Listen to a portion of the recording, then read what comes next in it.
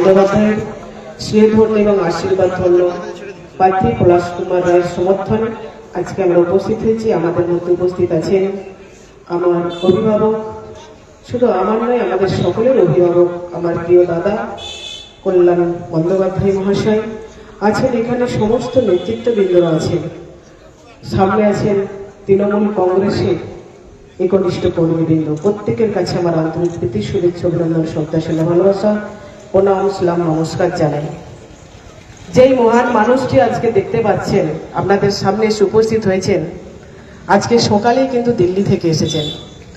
এসে একটু না খাওয়া করে আবার আমাদের জন্য এসেছেন খানাকুলি। এটা হচ্ছে খানাকুলবাসীর কাছে এবং আমাদের কাছে একটা বড় প্রাপ্তি। এর জন্য আমি বলবো একটা বড় জোরে হাততালি। এবং গতকাল যেভাবে পার্লামেন্টকে কাঁপিয়েছেন দেখেছেন, যেভাবে দাদা বলে এটা সম্ভব। 3 দিনের পার্লামেন্ট চলেছে এবারে, আকস্মিক 3 দিনের একটা পার্লামেন্ট। সেই পার্লামেন্ট মহিলা বিল সংক্রান্ত নিয়ে যেভাবে উপস্থাপন করেছে, আমরা কল্যাণদাকে যত দেখছি মনে হয় যেন অনেক কিছু থেকে আমরা পিছিয়ে আছি, অনেক কিছু থেকে পিছিয়ে আছি। দাদাকেও বলবো, দাদার হাত ধরে গুটি গুটি পায়ে আসা, দাদা যেন আশীর্বাদ করেন মানুষের কাজের জন্য। খানাকুলবাসীর কাছে একটাই আবেদন করব, বিগত দিনে ইলিয়াসদা বলে গেছেন, বিগত দিনে যারা আপনারা যে কোনো কারণেই হোক তৃণমূল কংগ্রেসের কাছ থেকে মুখটা ফিরিয়ে নিয়ে যাকে নির্বাচিত করেছিলেন, তিনি কিন্তু কোনো কাজই করেননি। তিনি নির্বাচনের সময় প্রত্যেকের বাড়িতে বাড়িতে গিয়েছিলেন এবং বলেছিলেন একটা কথা, খুব বড় বড় করে বলেছিলেন যে যদি আমি নির্বাচিত হই তাহলে এখানে কিন্তু কোনো বাঁশের ব্রিজ কিন্তু আর থাকবে না, সব ব্রিজ নাকি উনি কংক্রিট করে দিবেন বলেছিলেন।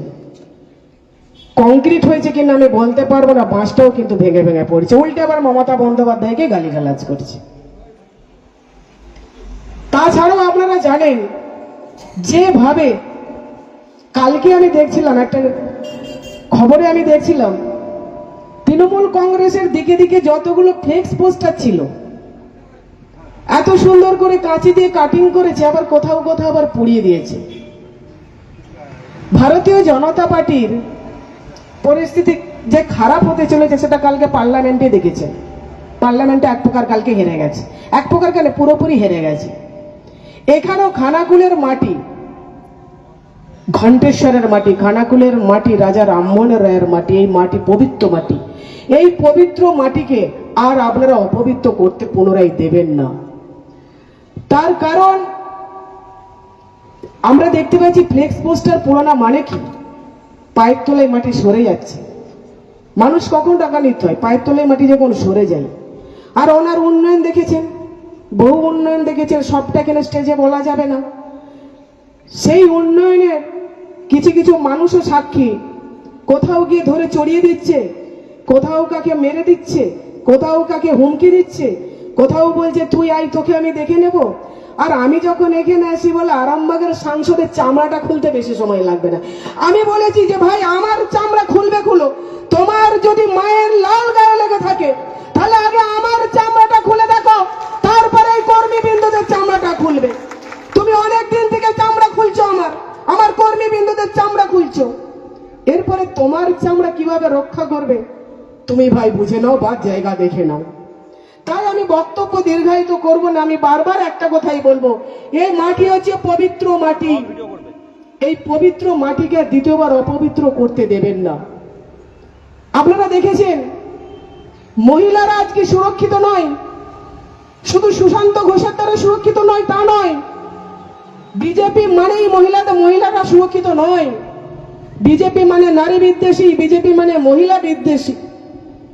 যেখানেই যাচ্ছে, আজকে আমি আসছি বলছে কেন আপনি যাচ্ছেন, আমি গাড়ি থেকে নামলাম, ভাই যা হবে হোক, আমার তো একবার গাড়ি ভেঙেইছে, মেরে দেয় মরে যাব। বলছে কেন যাচ্ছেন, যে কি হবে। আমি কেন রে ভাই, একটু পায়ে পায়ে গুটি গুটি একটু দেখি না, কেন আবার কি গাড়িটা ভাঙবে নাকি। বলছে জয় শ্রীরাম। আমি ভালো কথা, জয় শ্রীরাম, রাম তো তোদেরও আরাধ্য দেবতা আর আমাদেরও আরাধ্য দেবতা। রামের সাথে একটু মা সীতার নামটা একটু বল না। তার মানে তো বিজেপি হচ্ছে নারী বিদ্বেষী বলেই তোর মা সীতার নামটা নিচ্ছে না। কালকে সংসদ ভবনেও দাদাও ছিল, আমরা সকলে ছিলাম। আর আমি আর ভরসা করতে পারছি না। মা কালীর নাম নিল, মা দুর্গার নাম নিল, সরস্বতী, লক্ষ্মী যা ছিল সব নিল, কিন্তু রামেরও নাম নিল, মা সীতার নামটা নিল না। তাহলে এরা কতটা নারী বিদ্বেষী। এই নারী বিদ্বেষী বিজেপিকে, এই জুমলা বিজেপিকে 2026-এ সমূলে বিসর্জন দিতে হবে। 2024-এ আপনারা আমাকে আশীর্বাদ করেছেন, এই 2026-এ আরামবাগ লোকসভাতে আমরা দেখতে পাচ্ছি জলজল করছে, সবকটা আসনে ঘাসফুল গজিয়ে ওঠে যাবে বিধানসভা। তার কারণ কাস্তে ভোতা হয়ে গেছে, আর পদ্ম ফুটে ভাই ঝরে যাচ্ছে। ঘাসকে যত কাটছেন তত বড় হচ্ছে, ঘাসকে যত কাটছেন তত বড় হচ্ছে। আর খানাকুলে পলাশ রায় মহাশয় বিপুল ভোটে জয়যুক্ত হয়ে বিধানসভাতে যাবেন এবং মমতা বন্দ্যোপাধ্যায়ের হাতকে শক্ত করবেন, এ বিষয়ে আর কোনো দ্বিমত নেই। যাই হোক, আবারও যথাযথ স্থানে আমার আন্তরিক প্রীতি, শুভেচ্ছা, অভিনন্দন, শ্রদ্ধা শূন্য ভালোবাসা জানিয়ে আমি আমার ছোট্ট বক্তব্য শেষ করলাম। জয় হিন্দ, বন্দের মাতরম। মাননীয় মুখ্যমন্ত্রী মমতা বন্দ্যোপাধ্যায় জিন্দাবাদ এবং সর্বভারতীয় সাধারণ সম্পাদক অভিষেক বন্দ্যোপাধ্যায় জিন্দাবাদ এবং আমাদের প্রিয় দাদা এবং প্রিয় সাংসদ কল্যাণ বন্দ্যোপাধ্যায় জিন্দাবাদ। মানবিক মুখ্যমন্ত্রী এই কারণেই বললাম, কারণ চতুর্থবারের জন্য বিপুল সংখ্যক আসন নিয়ে তিনি বাংলার মসনদে বসতে চলেছেন। নমস্কার, ধন্যবাদ, সকলে ভালো থাকবেন।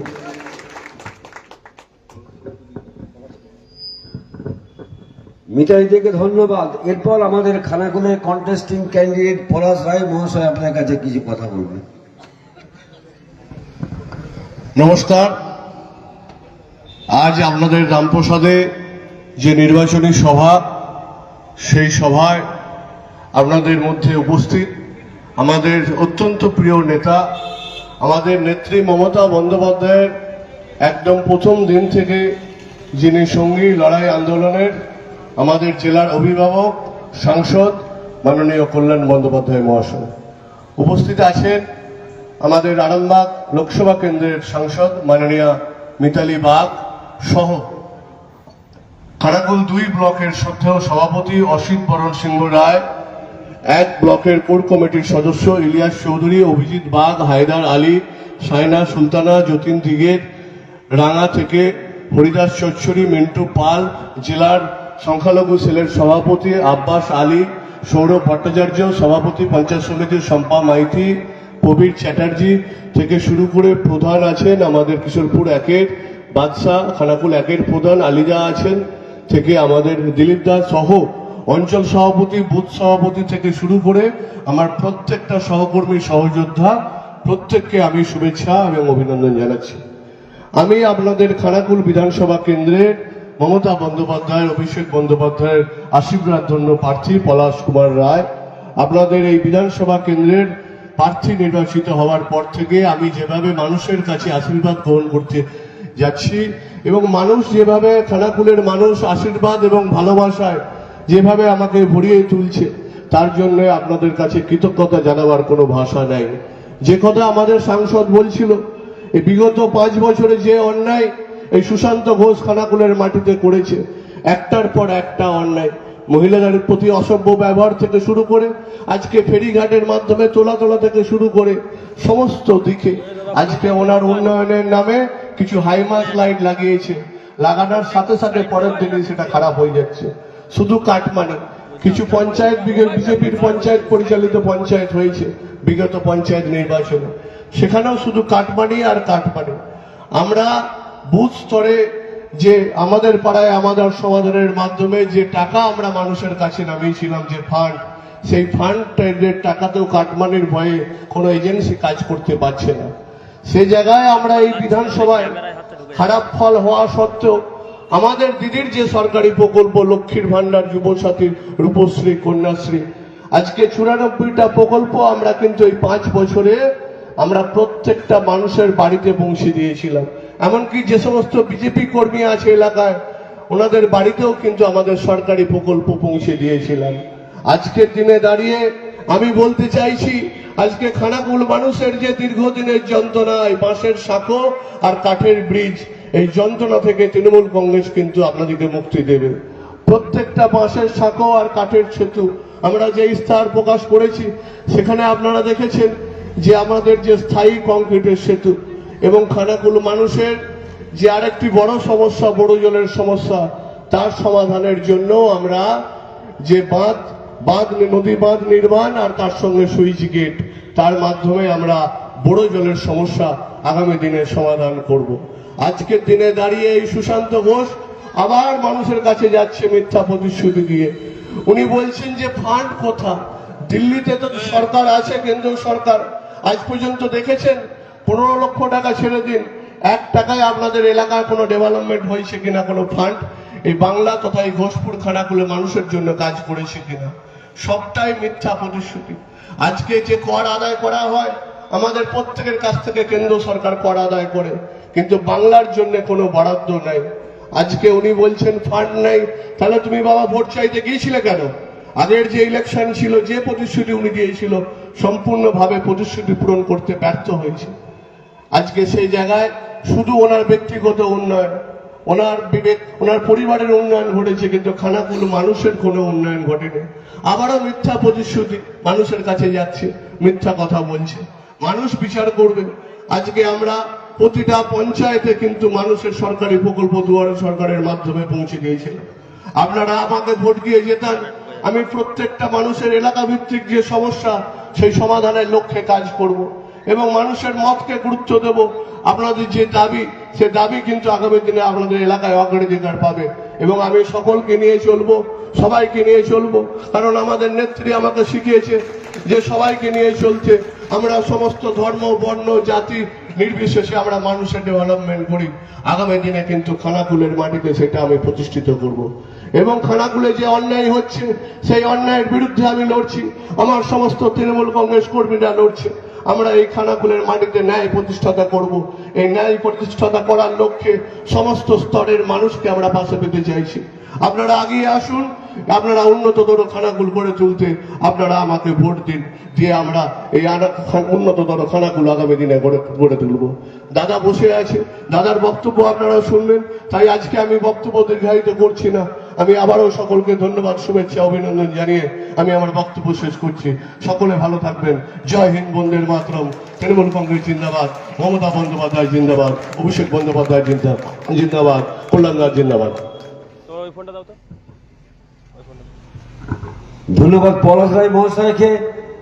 এখন যার বক্তব্য শোনার জন্য আপনারা এত গরমের প্রখর রোদের মধ্যে অল্প সময়ের মধ্যে আসতে পেরেছেন, সেই লড়াকু হুগলি জেলার সাংসদ, শ্রীরামপুরের সাংসদ, কি কোর্ট থেকে আরম্ভ করে হাইকোর্ট থেকে সুপ্রিম কোর্টের লোকসভা থেকে রাজ্যসভা চারিদিকে কাঁপিয়ে বেড়ান, সকলের প্রিয় সাংসদ, আমাদের সকলের প্রিয় সাংসদ। এরপর বক্তব্য দেবেন কল্যাণ ব্যানার্জি মহাশয়। নমস্কার। আজকের এই সভার সভাপতি অসিত সিংহ রায়, এখানে উপস্থিত আমাদের 2026-এ 29শে এপ্রিল যে নির্বাচন হতে চলেছে, সেই নির্বাচনের তৃণমূল কংগ্রেসের প্রার্থী ভাতৃপ্রতিম পলাশ রায় আছে, সাংসদ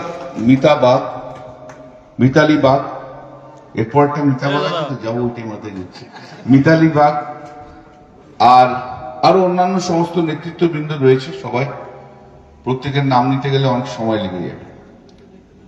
যে কারণে আসা আজকে, সেটা এই খানাকুলে যে আমাদের প্রার্থীর জন্য আপনাদের কাছে আবেদন করতে আসে। আজকে সকালেই এসছে দিল্লি থেকে, কালকেও দেখেছেন পার্লামেন্টে কি চলেছে, একটার পর একটা ফ্লাইট ক্যান্সেল করতে হয়েছে আমাকে দিয়ে। তারপরে সকালবেলায় ফ্লাইটে নেমে এসেই কোন রকম একটু খেয়ে এসছি। আমি তোমাদের উপর রাগ করিনি, যে প্রোগ্রামটা সেট করেছে তাদের উপর রাগ করেছি। কারণ এরপর প্রোগ্রাম দিচ্ছে আমাকে পুরসুরা, তারপর প্রোগ্রাম দিচ্ছে আরামবাগ। আমি এসেই গেছি খানাকুল, আগে তো পুরসুরা হবে, খানাকুল হবে, তাই আরামবাগ হবে, তাই না? এইটুকু তো আমার মাথাতে আসে। তো যাই হোক, আমার তোমাদের খুব রাগ নেই, বরঞ্চ আমি অবাক হয়ে গেছি যে এত লোক এখানে রয়েছে। আমি আপনাদেরকে আন্তরিকভাবে ধন্যবাদ জানাই। 1:30টার সময় কথা শুরু ছিল, কিন্তু এসেছি, এসে তারপরে আস্তে আস্তে আর এত দূরে ভেতরে ঢুকতে হয়েছে, টাইম লেগে গেছে। তো এই নির্বাচনে দেখুন, মমতা বন্দ্যোপাধ্যায় চতুর্থবারের জন্য মুখ্যমন্ত্রী হচ্ছে, এই সম্বন্ধে কোনো বিধান নেই, সব লেখা আছে।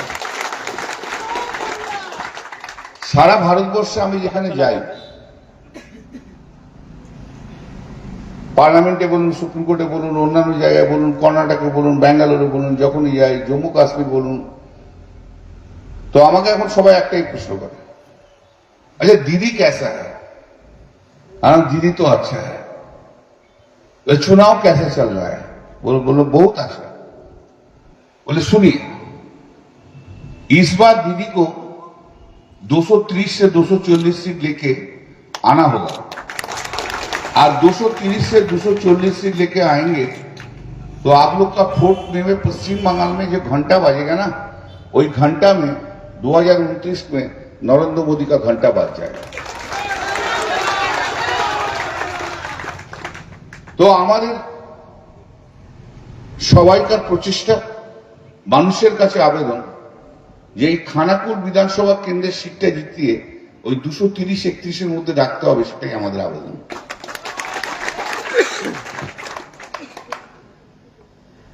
কত রকম নিম্নমানের প্রচেষ্টা করতে পারে সেটা আমরা কয়েক মাস ধরে লক্ষ্য করলাম। এসআইআর এর নামে ভোটারদের নাম কাটা এক অদ্ভুত পদ্ধতি চলল ভারতবর্ষের কোথাও, এটা হয়নি কোথাও। পশ্চিমবাংলায় ভোটার লিস্ট বার করে দিয়ে তারপর বলল লজিক্যাল ডিসক্রিপেন্সি রয়েছে। এই লজিক্যাল ডিসক্রিপেন্সিটা কোথাও নেই, কিন্তু আইনেও কোথাও নেই, কোথাও কিচ্ছু নেই। তাতেই প্রায় 60 লক্ষ লোকের নাম চলে গেল। তার আগে 58 লক্ষ বাদ দিল। 58 লক্ষ যখন বাদ দিল, তখন ওদের ওই কাঁথির ষাঁড়টা আছে না, কাঁথির ষাঁড়টা চিৎকার করে বলেছিল 2 কোটি, আরো 2 কোটি মানুষের নাম যাবে। সকালবেলায় সন্ধ্যের পর তো একটু বাংলা খায়, তা কাঁথির ষাঁড়টা সেই কথাই বলেছিল। তা সেটা 60 লক্ষে দাঁড়ালো। সারা পশ্চিম বাংলা জুড়ে আমাদের তৃণমূল কংগ্রেসের ছেলেরা এত খেটেছে যে ভারতবর্ষের কোন রাজনৈতিক দলের কোনো কেউ করেনি। সবাই ফর্ম ফিল আপ করিয়ে সব জমা দিয়ে 60 লক্ষ। এবার তো সুপ্রিম কোর্টে মামলা চলছে, দেখেছেন। অ্যাডজুডিকেশনটা ওরা করছিল, সেখান থেকে এই প্রথম সুপ্রিম কোর্ট ইলেকশন কমিশনের হাত থেকে কেড়ে নিয়ে এসে জজেদের হাতে দিল যে তারা অ্যাডজুডিকেশন করবে। এই অ্যাডজুডিকেশনের সময় দেখা গেল প্রায় 27 লক্ষ লোকের নাম বাদ যাচ্ছে, বাকিটা রয়ে গেল। তাহলে ওরা যে 2 কোটি বলেছিল, সেই 2 কোটিটাকে নামিয়ে নিয়ে 27 লক্ষ নাম নিয়ে এলাম। এইবার 27 লক্ষকে অ্যাপিল হবে, এবং কয়েকদিন ধরে লড়ালড়ির পর 2-3 দিন আগে অর্ডার দিয়েছে অ্যাপিলে যাদের নাম অ্যালাউ করবে তাদের নাম তারা ভোট দিতে পারবে 27 তারিখ পর্যন্ত, যাদের নাম অ্যালাউ করবে। তো আমি তো আশা করি 27 লক্ষের মধ্যে অন্তত 12 থেকে 14 লক্ষ লোক আরো চলে এলো, সবাইকে সম্মিলিত করতে। আপনি আমাকে বলুন, আপনাদের এই জায়গায় রামপ্রসাদে অন্তত মিনিমাম 2000-2500 লোকের নাম বাদ দিয়েছিল, এবং আপনারা তাকে চেনেন, আপনারা তাদের চেনেন। এবার আপনি বলুন, যাদের নাম বাদ গেছে তারা কি বাংলাদেশি না তারা রোহিঙ্গা? হয়তো আপনার নাম আছে, আপনার ছেলের নাম নেই। যেমন আমার হয়েছে, আমার নাম রয়েছে, আমার ছেলে যে উত্তরপাড়া থেকে কন্টেস্ট করছে ওর নাম বাদ চলে গেছে। কি না ব্যানার্জি আর বন্দ্যোপাধ্যায়, ও বন্দ্যোপাধ্যায় লেগে আমি ব্যানার্জি লিখি, ব্যাস নাম বাদ। এ হতে পারে কখনো? এখন ওর নাম চলে এসছে। তো এই যে প্রচেষ্টাটা নরেন্দ্র মোদী, এত নিম্ন মানের, নোংরা মানের, এ তো কেউ কখনো ভাবতে পারেনি। যে এত নোংরামি করে ভোটার নাম কাটা হয়। ভারতবর্ষের গণতন্ত্রের মূল কারিগর কারা? মূল কারিগর হচ্ছে মানুষ, জনগণ। জনগণের জন্যই ভারতবর্ষের সংবিধান। আর এই যে গণতন্ত্র, গণতন্ত্রটাকে কারা রাখে? আমরা না সাধারণ মানুষ? মানুষ। যার জন্যই ভারতবর্ষের গণতন্ত্র হচ্ছে বিশ্বের সর্বশ্রেষ্ঠ গণতন্ত্র দেশ বলে পরিচিত। আরে মানুষই যদি না থাকে তাহলে আর গণতন্ত্র কি থাকে? মানুষকেই যদি বাদ দিয়ে দেবে তাহলে আর গণতন্ত্র কি রইল? এই যে আমরা আগে নির্বাচন করতাম, কে ঠিক করত? মুখ্যমন্ত্রী কে হবে, প্রধানমন্ত্রী কে হবে, এমএলএ কে হবে, এমপি কে হবে? যারা ভোটার মানুষ তারাই তো ঠিক করতো। নরেন্দ্র মোদী বলছে না, তা হবে না, এখন থেকে আমি ঠিক করব আমার ভোটার কারা হবে। মানে আমারকে যারা ভোট দেবে, আমার বিজেপিকে যারা ভোট দেবে তারা শুধু ভোটারে থাকবে, বাকি সব ভোটার থেকে বাদ। এই যে 29শে এপ্রিল যে নির্বাচনটা হবে, সেই নির্বাচনটা শুধু এখানে আপনার এমএলএকে জেতার জন্য লড়াই নয়। এই 29শে এপ্রিল যে নির্বাচনটা হবে সেখানে মমতা বন্দ্যোপাধ্যায়কে শুধু মুখ্যমন্ত্রী করার জন্য লড়াই নয়, আপনাদের যাদের নাম ভোটার হিসেবে রয়েছে তাদেরও দায় দায়িত্ব রয়েছে। এতদিন পর্যন্ত আমি লড়েছি, আমরা লড়েছি, তৃণমূল লড়েছে, মমতা ব্যানার্জি লড়েছে। এবার বাকি যাদের নাম কাটা গেল তাদের জন্য আপনাদের কষ্ট নেই? হ্যাঁ কি না বলুন? যারা ভোটার কিন্তু যাদের নাম কাটা গেছে তাদের নাম নিয়ে কষ্ট আছে কিনা? লড়াইটা তাদের জন্য আপনাদের আগামী 29শে এপ্রিল। যে মানুষগুলোকে গণতান্ত্রিক পদ্ধতি থেকে বাদ দিতে চলেছে, যে মানুষগুলোকে যারা আপনার এই খানাকুলের মাটিতে বড় হয়েছে, যারা এই খানাকুলের মাটিতে পড়াশোনা করেছে, বড় হয়েছে, যাদের নাম বাদ দিতে গেছে, আজ তাদের নাম যদি বাদ চলে যায়, আপনার বাড়ির পাশের লোকের যদি নাম বাদ চলে যায়, কে লড়বে? আপনি লড়বেন। সেই লড়াইটাই হচ্ছে 29শে এপ্রিল জোড়াফুল চিহ্নে ভোট দিয়ে জিতিয়ে তবে দেখা। এই লড়াইটা আপনার লড়াই, এই লড়াইটা আপনাদের লড়াই। আমরা একটা সারা বছর লড়তে পারি, কিন্তু ইলেকশনের দিন বা তার আগের দিন তো আমরা লড়তে পারি না। কে লড়বে?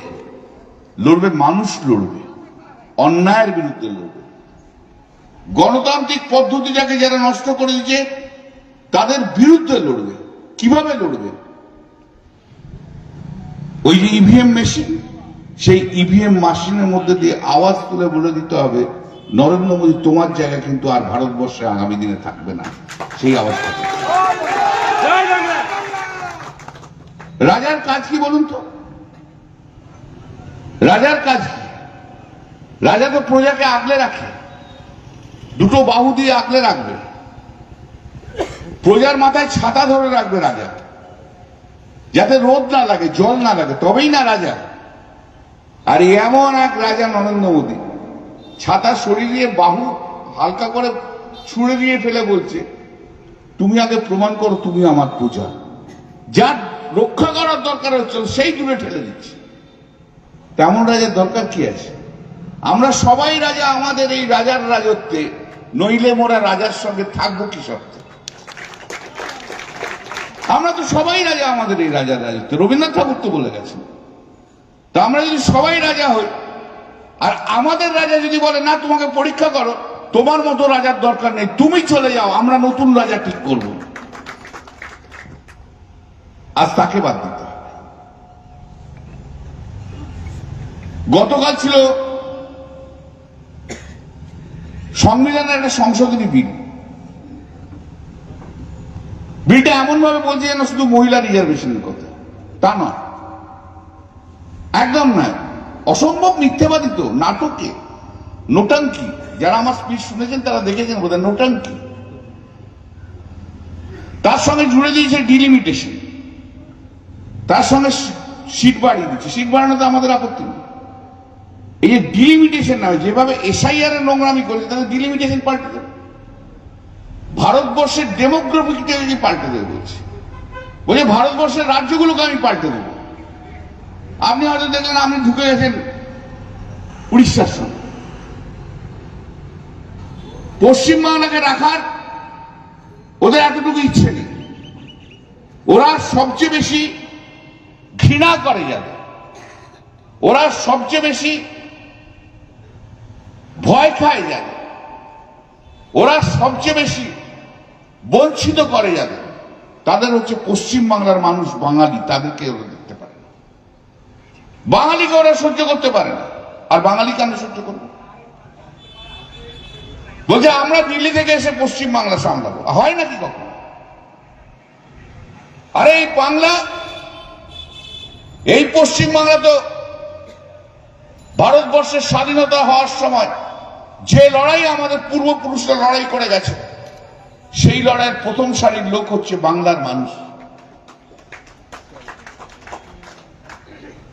যাদের প্রথম ফাঁসি হয়েছে তারা হচ্ছে বাংলার মানুষ। ক্ষুদিরাম বাসু থেকে, ভাই তাহলে তুমি এসে বলো এখানে, অত কথা বললে কনস্ট্যান্ট কথা বলে যাচ্ছে।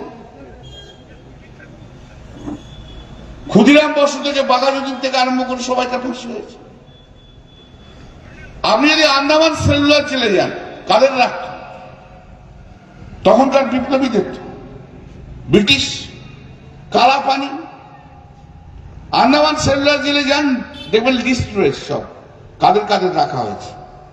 তার মধ্যে 91% হচ্ছে বাঙালি। বাঙালিতে ভর্তি করে দিয়েছিল আন্দামান সেলুলার জেলে। এই বাংলায় প্রথম ব্রিটিশদের বিরুদ্ধে লড়াই শুরু করে। আর এই বাংলাতেই বারবার দৌড়ে আসতে হয়েছিল মহাত্মা গান্ধীকে। যেদিনকে দেশ স্বাধীন হয় সেদিনকে মহাত্মা গান্ধীকে পশ্চিমবাংলায় আসতে হয়েছিল, বাংলায় এসে বাংলার মানুষের পাশে থাকতে হয়েছে। এই জ্বালা বড় জ্বালা। যেদিনকে ভাগাভাগি হয়েছে সেদিনকে গান্ধীজি এসে এই বাঙালিকে সামলেছে। Who's is father of the nation. সে গান্ধীজিকে মানল কে? নাথুরাম গডসে। কাদের লোক? আরএসএস এর লোক। বিজেপি কারা করছে? আরএসএস এর লোক। যারা গান্ধীজিকে মেরেছে তারা দেশপ্রেমের কথা বলবে, আমাকে দেশপ্রেমের কথা শুনতে হবে তাদের কাছ থেকে, তাদের কাছ থেকে শুনতে হবে। এই যে মহিলা রিজার্ভেশনের সঙ্গে ডিলিমিটেশন করে দেবে। ডিলিমিটেশনটা কি? এই যে খানাকুল কেন্দ্রে এখন যে সব যারা রয়েছে, সেখান থেকে এখানে কেটে, ওখানে কেটে, সেখানে কেটে, যাকে ইচ্ছে কেটে, যা ইচ্ছা মর্জি, কিভাবে বিজেপিকে সিটে জিতিয়ে আনা যায় তার জন্য সেই ভোটারগুলোকে রাখতে হবে। এসআইআর কি নোংরামি করেছে আমরা তো দেখেছি, তা আমরা ডিলিমিটেশন থেকে অ্যালাউ করব। আমি তো কালকে আমার বক্তৃতার মধ্যে বলেছিলাম, মহিলাদের রিজার্ভেশনের জন্য ডিলিমিটেশনের দরকার নেই, চলুন আজকেই হয়ে যাবে। আসুন, 544টা সিট আছে, 50% সিট আজকেই আপনারা বলুন বিল নিয়ে এসে 50% সিট মহিলাদের দিয়ে দিচ্ছি, আর 50% সিট পুরুষদের থাকবে। হয়ে গেল মহিলা রিজার্ভেশন। তার জন্য ডিলিমিটেশন করার কি দরকার আছে? দরকার নেই তো। আমি তো বলেইছি কালকে, বলুন যে আগামী দিনের যারা মন্ত্রী হবে, যতজন মন্ত্রী স্ট্রেংথ, ধরুন 100টা মন্ত্রী স্ট্রেংথ, তার 50% হবে মহিলা মন্ত্রী। বলুন বলুন প্রাইম মিনিস্টারের সিটটাও রোটেশনে মহিলাদের জন্য রিজার্ভ করা হবে। বলুন কি মত থাকলে বলুন। আসল উদ্দেশ্য তো মহিলাদের রিজার্ভেশন নয়, আসল উদ্দেশ্য ডিলিমিটেশনের নামে লুটে পুটে করে খাই আমরা সব, বিজেপিরা আমরা করে খাবো সব, সেটাই আসল উদ্দেশ্য। সেই উদ্দেশ্যটা কার? কালকে ভোটে হেরেছে। এই 12 বছরের মধ্যে এই প্রথম নরেন্দ্র মোদী হারলো। अभी तो शुरुआत है मोदी जी, अभी शुरुआत है। ये तो सिर्फ ट्रेलर है। पूरा फिल्म बाकी है, फिल्म देखिए। क्या तो मुख शुक्र करो सब বেরোচ্ছে। ये तो सब शुरुआत है, सिर्फ टेलर है, टेलर। पूरा देश जान गया आप क्या है। सबसे बड़ा नटन की बात तो आप ही है, नरेंद्र मोदी। आपको सिखा देंगे भारत देश का।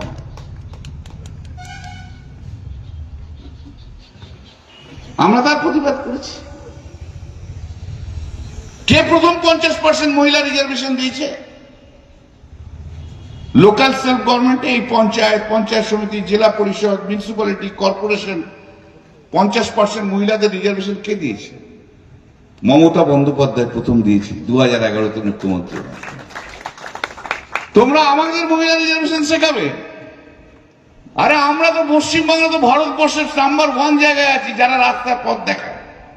What Bengal things today, India things tomorrow. আমাকে সুপ্রিম কোর্টে জিজ্ঞেস করেছিল যে পশ্চিমবাংলায় এরকম হচ্ছে কেন। আর পশ্চিমবাংলায় হচ্ছে যে যেহেতু আমি পলিটিক্যাল পার্টির নাম নিতে পারছি না, তারা পশ্চিমবাংলা বাঙালির উপর তাদের হেট্রেড, আর বাংলা লড়তে জানে বলে এত মামলা। আমরা what Bengal things today, India things tomorrow. আজ অন্যান্য রাজ্যগুলো ভাবছে। কালকে আমাকে বলছে ডিএমকে লোক বলেছে, অন্যান্য রাজ্যের সব अखिलेश यादव বলেছে, अरे दादा आप तो कमाल कर दिया, कितना लड़ाई लड़ा। हम लोग तो लड़ने के लिए है, हम लोग को लड़ाई के लिए दीदी है ऊपर में, इसलिए तो 34 बरस का सीपीएम पार्टी को माटी का साथ मिला दिया। এমন মেরেছে মমতা দি, এমন করেছে কোমর যে ভেঙেছে সিপিএম এর, আর কোমর সোজা করতে পারছে না, আর পারবেও না। এই ভারতীয় জনতা পার্টি, এই আপনারা এখানে রয়েছে, আপনাদের সবচেয়ে বেশি ক্ষতি কে করেছে? সবচেয়ে বেশি ক্ষতি করেছে বিজেপির বিরোধী দল নেতা, আপনাদের এখানকার এমএলএ সহ, বিজেপির সব এমএলএ, বিজেপির সব এমপি, আর বিজেপির যারা মন্ত্রী রয়েছে তারা কি করেছে? তারা সকাল বিকেল শুধু ফ্লাইটে করে দিল্লি গেছে। দিল্লি যে বলছে 100 দিনের কাজের টাকা কেটে দাও। बोले क्यों काटेगा? बोले 100 दिन का काम उसका रुपया काट देगा तो ममता बनर्जी हार जाएगा। कारपिटेर लाठी मारছে সে ভাই। খানাকুলের মানুষদের ভোটে জিতে কি বিমান না সীমান? যে এমএলএ আছে কি নাম রে? হ্যাঁ, সুশান্ত ঘোষ। কি বলছে? এই যাকে সুশান্ত ঘোষ আসছে নাকি? সুশান্ত সে খানাকুলের লোকের ভোট নিয়ে জিতে এমএলএ হয়ে বলে খানাকুলের লোকের যেন 100 দিনের টাকা না পায়, তাহলে কাঠি চালাও কাঠি। খানাকুলের ভোটের মানুষের ভোট নিয়ে জিতে বলে না না, প্রধানমন্ত্রী আবাস যোজনার টাকা খানাকুলকে দিতে হবে না, গরিব মানুষদের দরকার নেই। খানাকুলের মানুষের ভোট নিয়ে যে বলছে প্রধানমন্ত্রী সড়ক যোজনার টাকা একটা রাস্তাও কিন্তু খানাকুলে বানাবেন না, এই লোকটা আবার ভোট চাইতে এসছে। এই লোকটা জিতছে, এই লোকটা কি করবে? আমি যতক্ষণ বক্তব্য শুনলাম এদের অনেক প্রতিশ্রুতি দিয়েছে, কিছু করেনি। কাঠের বীজ থেকে আরম্ভ করে কিছু করেনি। আমি একটা ছোট্ট কথা বলে যাই, পলাশকে জিতিয়ে দিন। এই কাঠের বীজ করার দায়িত্ব শুধু পলাশ নয়, আমি শুদ্ধ নেব। খানাকুলের উন্নয়নের দায়িত্ব আপনারা পলাশকে যেতাম, তারপর দেখুন কিভাবে কাজ করতে হয় আমি দেখিয়ে দেবো। আমার পাশেই তো জাঙ্গিপাড়া, দেখেছেন তো কিভাবে জাঙ্গিপাড়ায় কাজ করেছি। আপনাদের ধারে কাছে আছে কিছু কাঠের বীজ? কি ছিল জাঙ্গিপাড়া, কি করে দিয়েছি দেখেছেন তো?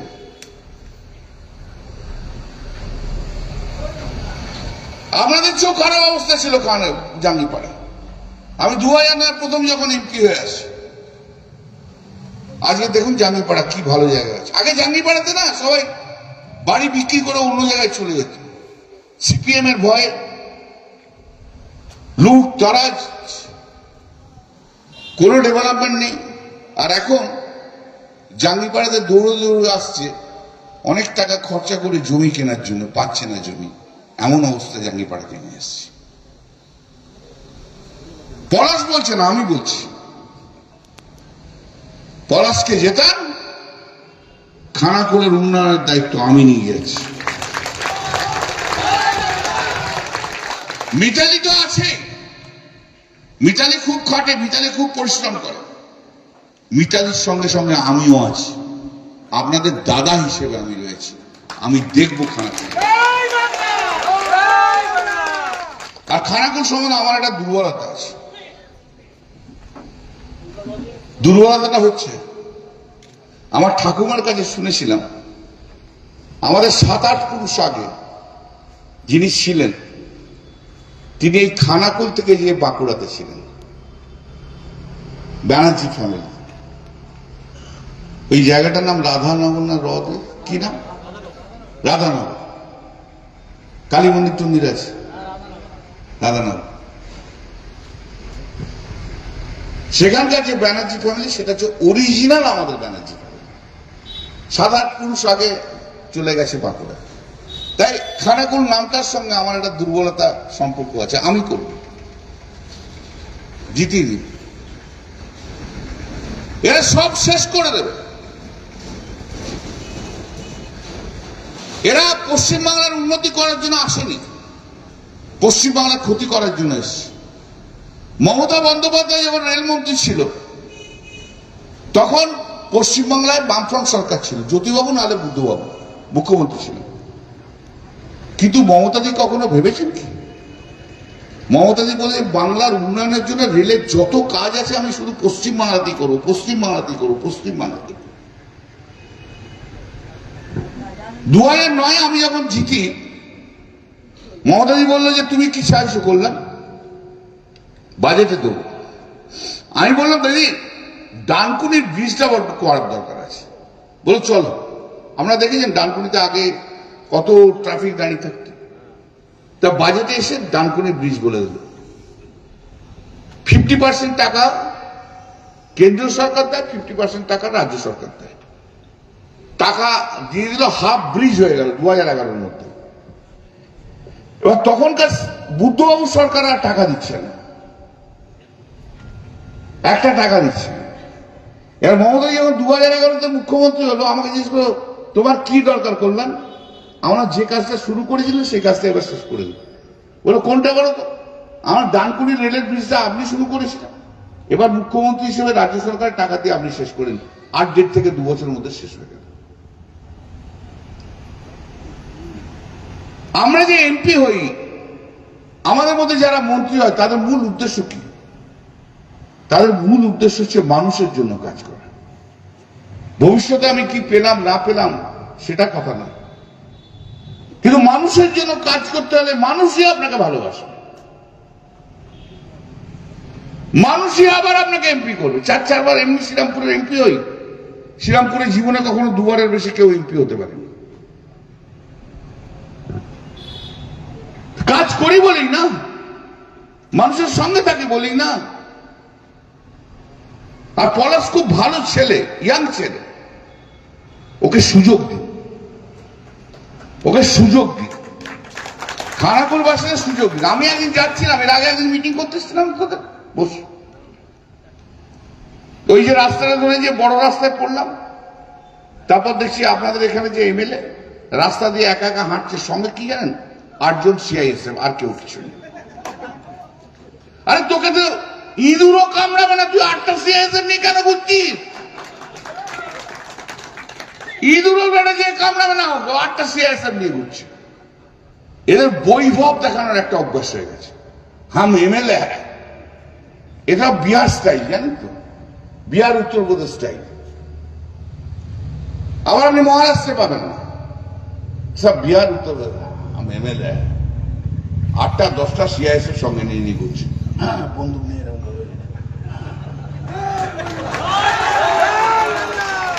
যেন মানুষ জানে ওকে খুন করার জন্য। আরে ওকে একটা ইঁদুরও কামড়াতে আসবে না, ওর গায়ে যে বিষ আছে, ইঁদুর সে কামড়ালে ইঁদুরই মরে যাবে, ইঁদুরও জানে। তো কেন কামড়াবে, কেন মারতে আসবে? কই আমরাও তো ঘুরে বেড়াই, আমিও তো ঘুরে বেড়াই। বিজেপির বিরুদ্ধে সবচেয়ে বেশি লড়ি আমি। পার্লামেন্টে দাঁড়িয়ে নরেন্দ্র মোদীর সামনে চোখে চোখ রেখে লড়ার মতো মতা মারাচ্ছে। দেখেন তো, পার্লামেন্টে দাঁড়িয়ে বলেছে অমিত শাহকে, ফোর্থ মে থাকবেন কিন্তু বিকেল বেলা একটু আবির মাখাবো আপনাকে, সবুজ আবিরে ভর্তি করে। ওটা আর বলছি না, একবার বলে দিচ্ছি, ফেমাস হয়ে গেছে না मोहन बसन, हम जहां जा रहे हैं सब वही की बात बोला। अरे दादा क्या बोल दिया, क्या बोल दिया दादा, पार्लियामेंट में सब बोल रहे, अरे दादा क्या बोल दिया, हमने क्या बोला? बोला अमित शाह कि आप कैसे आबिर मकाएंगे उसको दिखा दिया ना, वही अब चल रहा है, वही अब चल रहा है। तो যাই হোক, বলো কি নরেন্দ্র মোদী এসে তৃণমূল হচ্ছে কি বলে,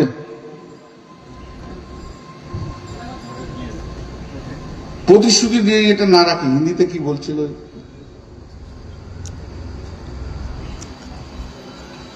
কোন কথাই রাখে না। তৃণমূল সব মানুষকে ভুল বোঝায়, হারাতে না।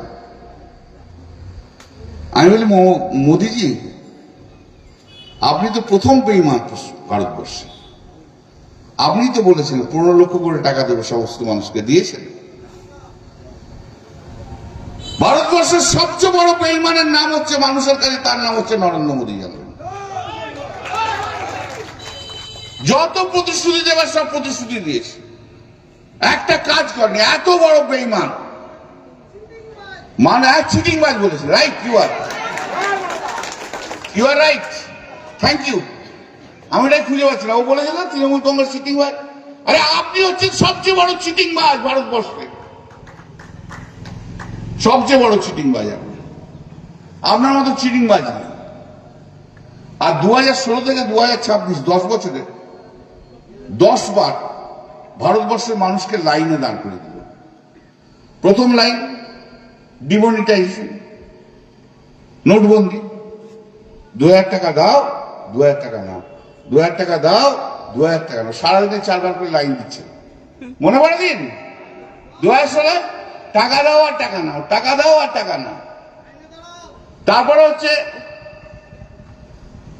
আধার কার্ডের লাইন, দাঁড়াও আধার কার্ডের জন্য লাইনে দাঁড়াও, ভারতীয় বলে প্রমাণ করো। সেই আধার কার্ড কি বলছে এখন ভোটার লিস্টে নেব না, সেটাও সুপ্রিম কোর্ট পর্যন্ত লড়াই করে দিয়েছে। তারপরে হচ্ছে কোভিডে ভ্যাকসিনের লাইন, মনে পড়ছে, ভুলে গেছেন না? মনে পড়ছে, ভ্যাকসিনের লাইন দিলাম। কিছুদিন আগে সারা পশ্চিম বাংলার মানুষকে এসআইআর এর লাইন, একবার নয় 3 বার 4 বার করে এসআইআর এর লাইন। এখন কি গ্যাসের লাইন, কি দিতে হচ্ছে না, দিতে হচ্ছে না, গ্যাসের লাইন, ডিজেলের লাইন, শুধু লাইন আর লাইন। 2026-এর 29 এপ্রিল 230 থেকে 240টা সিটে মমতা বন্দ্যোপাধ্যায়কে জিতিয়ে নিয়ে আসতে, 2029-এ এই নরেন্দ্র মোদী অমিত শাহকে ক্ষমতা থেকে হাঁটিয়ে ওকে ওই লাইনের পিছনে দাঁড় করিয়ে বলল, দাঁড়া লাইনে দাঁড়া। আর এত করাপশন করেছে না, এত লক্ষ হাজার কোটি টাকার করাপশন করেছে, জেলে তো যেতেই হবে। তখন দেখবেন টয়লেটের জন্য লাইনে দাঁড়িয়ে আছে মোদিজি, হায়ত বাসে, আর পিছনে অমিত শাহ দাঁড়িয়ে আছে।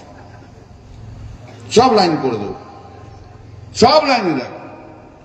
মানুষকে এত লাইনে যখন দাঁড় করাচ্ছ, তখন লাইনেই তোমাকে রেখে দেবো, তুমিও লাইনে দাঁড়াবে। আমি তো আগেও বলেছি অমিত শাহ, अभी उधर बैठा है ना, और 2-3 दिन बरस बैठिए, उसका बाद इधर पीछे आपको बैठना होगा, 20-25 के लिए एमपीपी नहीं होगा आपको।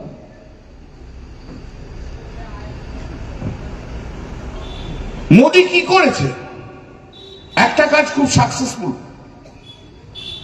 মানুষের ঘৃণা ছড়িয়ে দিয়েছে, ধর্মের মধ্যে ঘৃণা ছড়িয়ে দিয়েছে, ধর্মে ভাগাভাগি করে দিচ্ছে। আমাদের তো কই এটা ছিল না।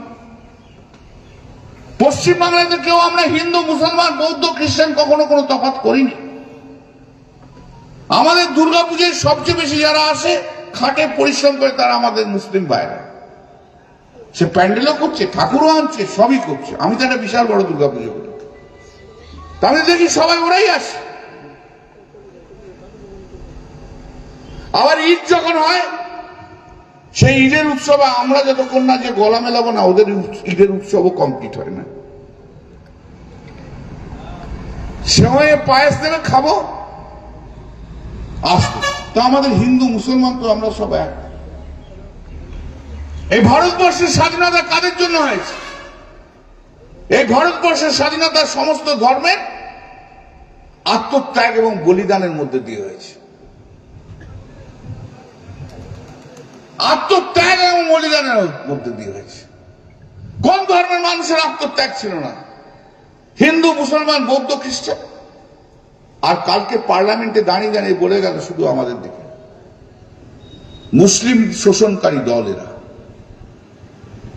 অমিত শাহ বলে গেল। বলি অমিত শাহ, আমরা সমস্ত ধর্মের না, মুসলিম শোষণকারী না, মুসলিম তোষণকারী। আমরা বলি কি জানেন? আমরা বাংলার মাটিতে মমতা বন্দ্যোপাধ্যায়ের নেতৃত্বে আমরা তৃণমূল কংগ্রেস হয়ে আমরা সব ধর্মের মানুষের তোষণকারী। আমরা সমস্ত ধর্মের মানুষকে নিয়ে চলি, তবেই না আমরা তৃণমূল কংগ্রেস। আমরা সমস্ত ধর্মের মানুষকে একসঙ্গে নিয়ে শুধু চলি না, বিপদে আপদে ভালোই মন্দে তাদের পাশে থাকি। তাই জন্যই তো সমস্ত ধর্মের মানুষের মনের মণিকোঠায় যার নাম, তার নাম মমতা বন্দ্যোপাধ্যায়। এই যে ওয়াকফ সম্পত্তি কে লড়াই করেছে? ওয়াকফ অ্যাক্টে দিদির নেতৃত্বে আমি ওয়াকফ স্ট্যান্ডিং কমিটি যেটা হয়েছিল সেখানে আমি লড়েছি। এখনো আমার এই আঙুলের রক্ত পার্লামেন্টের মধ্যে ভিজে রয়েছে। ওয়াকফের মামলার লড়াইয়ের জন্য, মুসলিম সমাজের মানুষদের লড়াই, তাদের হয়ে লড়াইয়ের জন্য। আসাউদ্দিন ওয়েসি করেনি, মিম করেনি। মিম তো বিজেপির একটা দালাল মাত্র, আইএসএফ বিজেপির একটা দালাল মাত্র, আর কিচ্ছু নয়।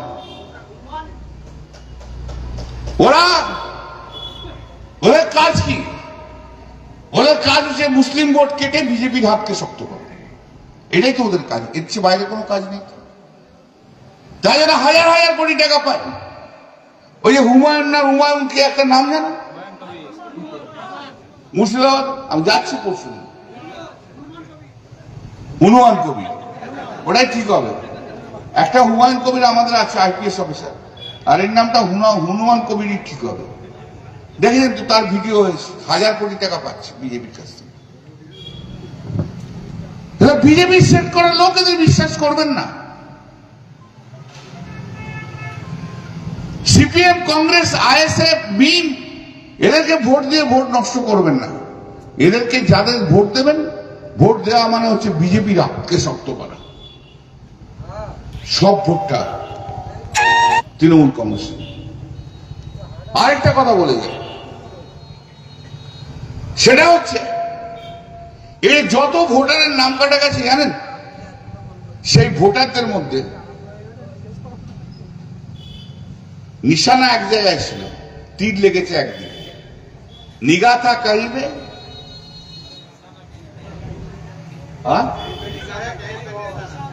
निगाह है कहीं पे, निशाना है कहीं पे निशाना। তো টার্গেট ছিল মুসলিমদের নাম কাটা, নাম কেটে গেছে বেশি হিন্দুদের। 63.5% নাম হচ্ছে হিন্দুদের নাম কাটা গেছে, 63.5%। আর 23.5% হচ্ছে মুসলিমদের নাম কাটা গেছে, বাকিটা অন্য। কাদের নাম কাটা গেল? হিন্দুদের নাম বেশি কাটা গেল। হিন্দুদের মধ্যে কাদের নাম বেশি কাটা গেল? মহিলাদের নাম কাটা গেল। কোন মহিলা? যাদের 2002 সালের পরে বিয়ে হয়েছে তাদের নাম বেশি কাটা গেছে। বিয়ের সময় ছিল ধরুন মালদাতে, এখন এসছে খানাকুল। বাবার নাম ছিল ধরুন সুবোধ চন্দ্র দত্ত, মেয়ের নাম এখন হয়ে গেছে অন্য কিছু সরকার, বাবার নাম দিচ্ছে সুবোধ চন্দ্র দত্ত। বলে কি করে হবে? দত্ত আর সরকার, দাও কেটে দাও, দাও কেটে দাও, দাও কেটে দাও, দাও কেটে দাও, সব কেটে দিয়েছে। অথচ এই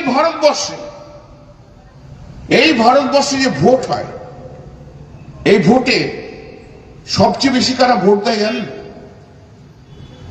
এটা আমি পড়াশোনা করতে করতে বার করেছি, কালকে পার্লামেন্টে বলেছি।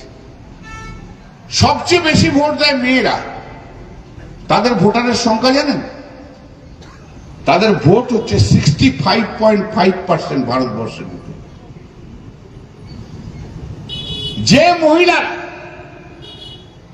মহিলাদের ভোটে সরকার তৈরি হয় 65.5 হিউজ পার্সেন্টেজ, সেই তুলনায় ছেলেরা অনেক পিছিয়ে আছে।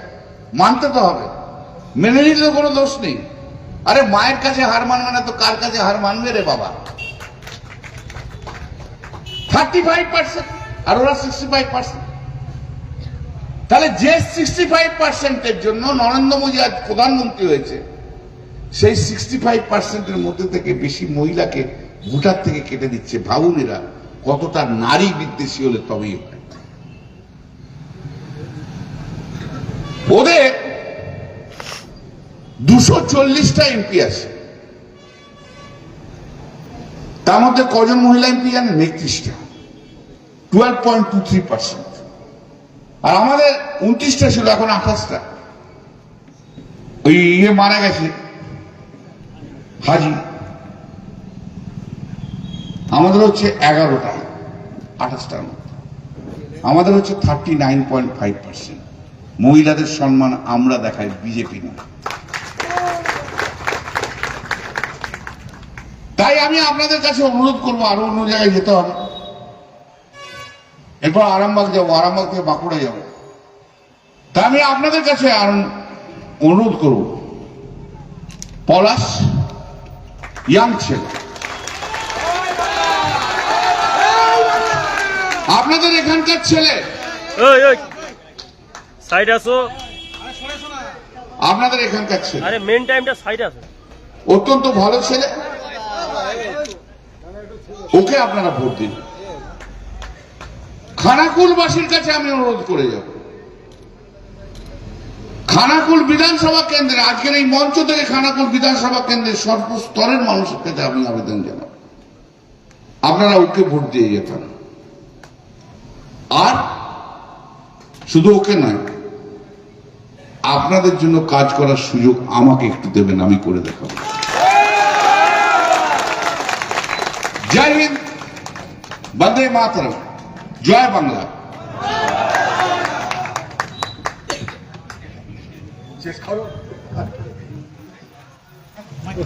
অসংখ্য ধন্যবাদ কল্যাণদাকে, অনেকক্ষণ ধরে আমাদেরকে বিস্তারিত ভাবে বলেছেন, তাই কল্যাণদাকে ধন্যবাদ জানিয়ে আজকের মতো সভা আমরা এখানে শেষ করলাম। নমস্কার, ধন্যবাদ।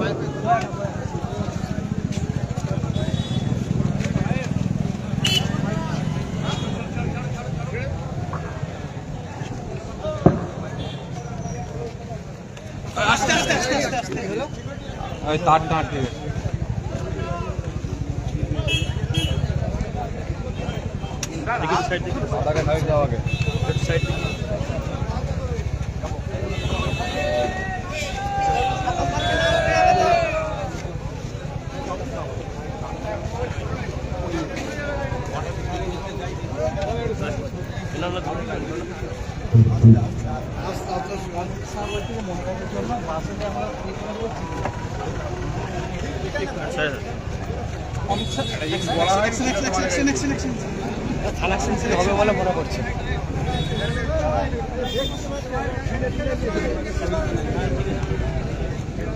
অমিত শাহ বলছেন যে আমরা জিতলে মহিলাদের জন্য সরকারি পরিষেবা ফ্রি থাকবে। আচ্ছা 15টা রাজ্যে তো বিজেপির সরকার রয়েছে, কোন রাজ্যে করেছে?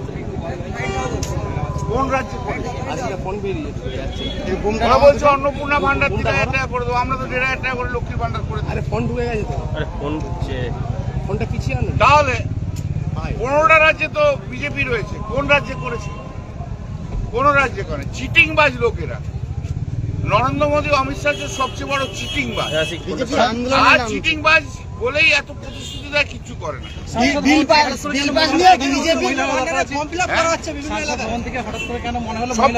সব পোস্টেরই দরকার আছে। ওরা বলছে আরে সাংবাদিকদের মধ্যে 50% মহিলা রিজার্ভেশন দরকার আছে। মহিলাদের নিয়ে বলছে যে পথে নামছে, প্রতিবাদ করবে। আরে ওর সঙ্গে প্রতিবাদ করার জন্য কিছু নেই, কোনো মহিলাই ওদের কাছে আসে না, এত ভয় খায় না, ভয় খায় ওদের, ওদের অনেক ইন্টু মিন্টু রয়েছে, ভয় খায়। আরামবাগ কি রিকভারি হবে? আরামবাগ ভিডিও দেখেছিলেন যেটা হচ্ছে নিজে পড়ে গিয়ে বলছে মেরেছে দিল। দেখার দরকার নেই, তোমরা বড় যাদের গুরুত্ব নেই তাদেরকে নিয়ে নাম নিয়ে আমার কাছে কথা বলো। আরামবাগের 4টে সিট কি রিকভারি হবে? তাদের কাছে কথা বলো। খানাকুল আরামবাগ জিতছি, আরামবাগ জিতছি।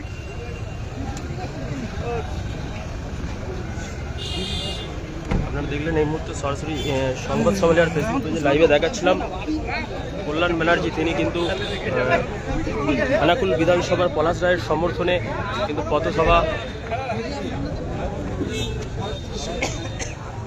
করলেন।